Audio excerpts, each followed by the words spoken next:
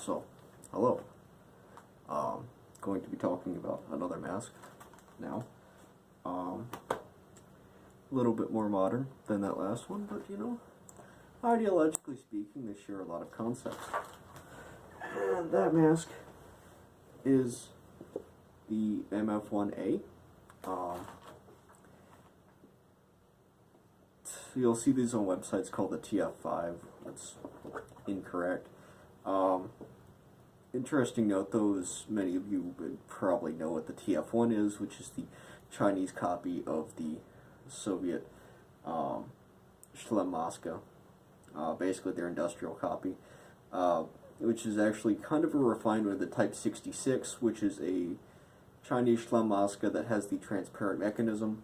I had one for like a transparent valve mechanism, and I had one for a while, and I should probably get that back at some point because it's pretty cool. But this is the MF-1A,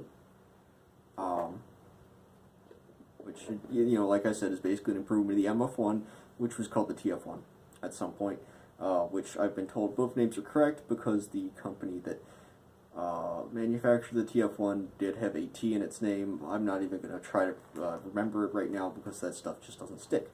So, anyway, it's pretty cool. The nice thing about it, me and Duke were talking, we're pretty sure these lenses are actually off of a FMJ 05, I want to say, and they don't actually, the paint's not matched at all, which is kind of unfortunate. However, speaking in aesthetic terms, what really makes up for that, though, is that you have a nice size marking on both sides of the mask. This is a size 3, and it's still rather small on my head, but the actual manufacturer's mark is this nice little sticker here, which is pretty cool. I don't know why, but that little splash of color just adds a lot to the mask for me. So when I got this kit, it came with some pretty neat stuff. It was fresh out of the bag. This bag, actually, so came with 2 lens covers. These don't stick really to the lenses anymore, but it's nice to have them. And they came with the actual packaging for it, which is pretty cool. There's a nice feeling about getting a brand new mask. I don't do it a lot, obviously, because I can't exactly call, you know, Acme and ask them for a full vision. But, yeah, it was kind of cool. Got some nice art, got a bunch of labeling that I can't read. We do have these 2 seals up here. This one, the LA, is, it's a Chinese safety approval.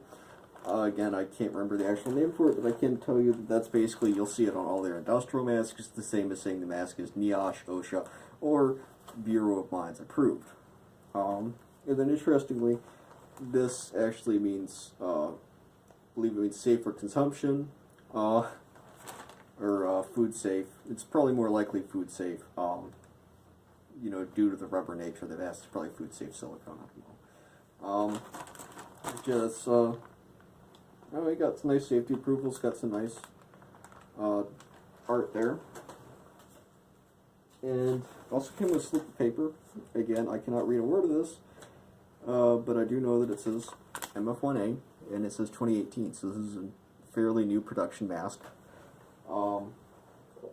Big thank you to the guy who got this for me, by the way.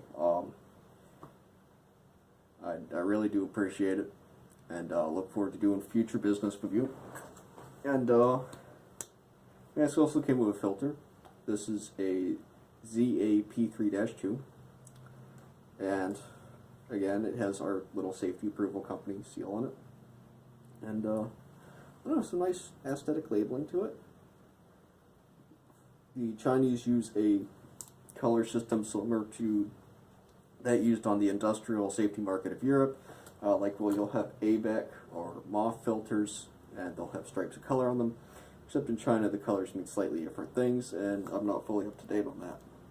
But it's very similar. I believe it's the same design as the filter you would see for an FMJ 05, or an 8, or possibly a 9. We'll figure that out later. So yeah, I don't know, pretty standard filter. Actually works pretty well. You know, I don't really have any complaints about it. And here's the bag the filter came in. Here we have a nice copy of the Draeger Panorama Nova, I believe, yes. Anyway, and more labeling that I cannot understand. So yeah, and I'm sure someone's going to ask me about it, so I'm just going to, actually, I don't think I have any Soviet filters here. Let's see, let me poke around.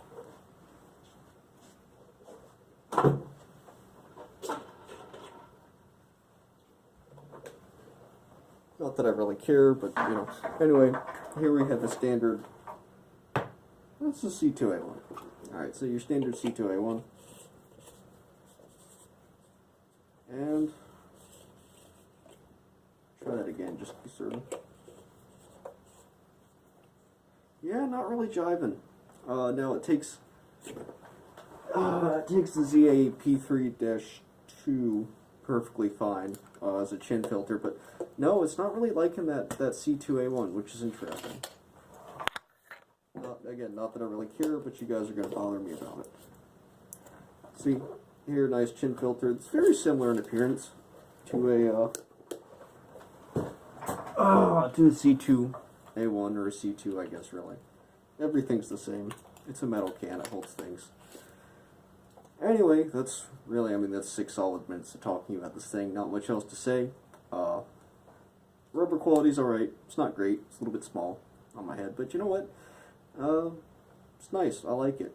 I like the lenses to it. You get a nice, good range of vision to it. So, yeah. So, thanks for watching.